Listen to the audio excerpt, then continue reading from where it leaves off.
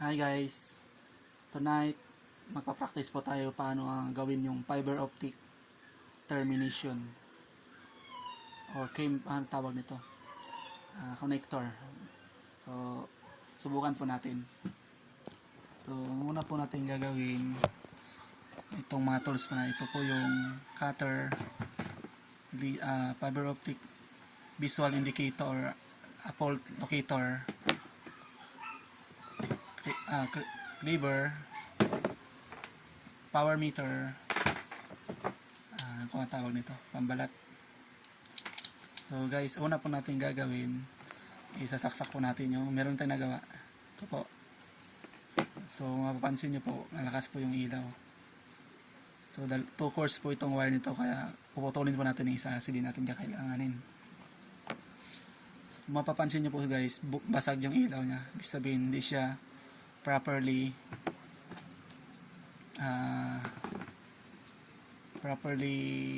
ang tawag nito, hindi pa siya gawa. So una po natin gagawin guys, since meron na tayong pattern, sukatin po muna natin. So kulang siya, dagdagan pa natin. Ayan, okay na po siya, mahaba na po. So second po natin gagawin is babalatan po natin siya guys. Since mayroon siyang pattern na kasama, gagamitan po natin siya ng pattern. Yung bawat connector po ay meron siyang pattern na kasama para alam na po natin kung saan yung cutting point. So ito po siya guys. So ilagay lang po natin siya dito.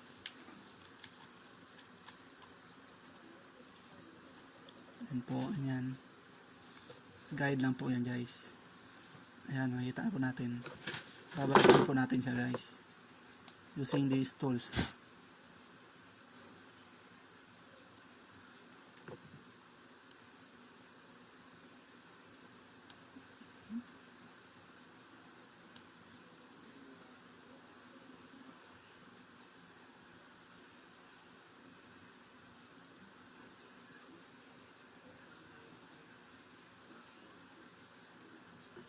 So, medyo matigas po siya guys.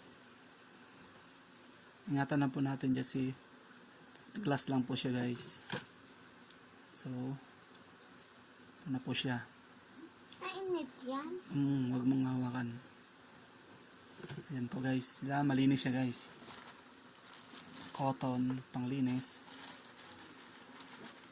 Kung may alcohol po kayo, gamitan nyo na po ng alcohol.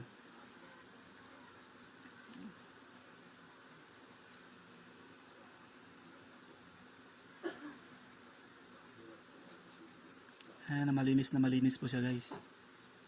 Kasi pag madumi siya, hindi siya kakagat. So gagamitin po na, pansin nyo po guys, basag po yung ilaw nya. Kaya di po maganda. Kailangan po gamitin natin ng tools na to.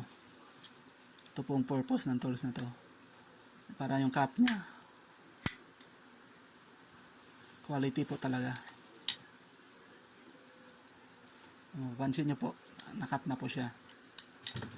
Napakaliit na lang po ng kanya. Yung papansin nyo, napakalakas na po ng ilaw nya.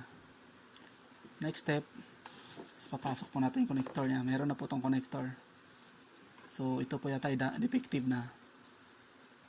So gagamit na lang po tayo ng ibang connector. Tatry ko po muna, baka okay pa po. Sayang naman, mahal pa naman po ito. So kita nyo po, hindi na po siya tumatagos. Defective na po siya, or so gagamit na po tayo ng iba.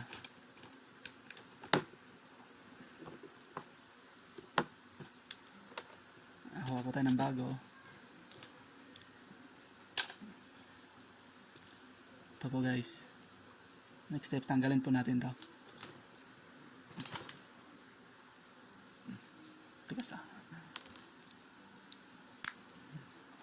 Tanggalin po natin yung handle nya. So ibaba, pasiguruhin lang po na ibaba. At saka po natin siya ipapasok. Careful po guys pagpasok, kailangan hindi mo siya may babangga kasi mabadurog po siya. madudurog po yung glass niya. So, kung pag naipasok na po, mapapansin po siya na medyo babaloktot na, ilak na po natin. Yan na po siya guys. So napansin nyo, parang hina guys. Sablay yata. Titest po natin yan mamaya. Pasok lang po natin to guys. Yung handle.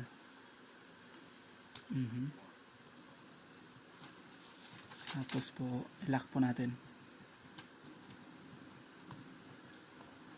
Napansin niyo po, napakahina po. Sigurado po, sablay po ito. 38. So, bagsak po siya guys. Ang dapat pasado po is 22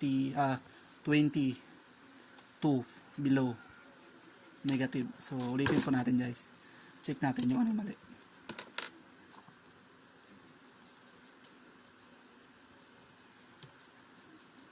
Tanggalin po natin yung lock. Tusok po natin siya mabuti.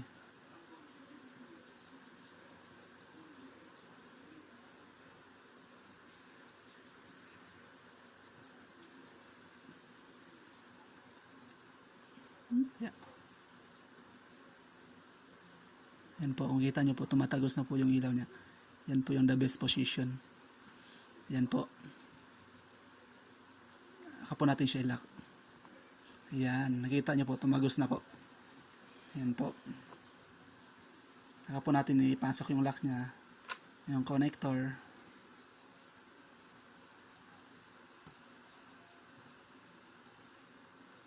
At i-lock na po natin para hindi siya mabunot.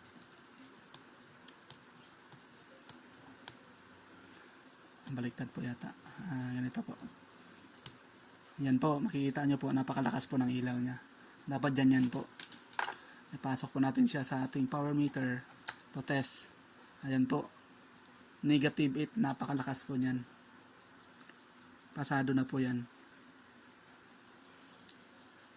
So, pwede na tayong gumamit ng media converter. Papakita ko po sa inyo kung ano po yung media converter.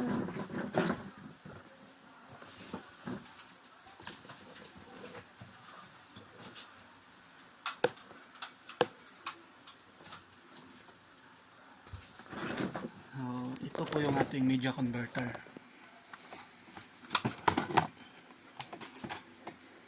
Ito po.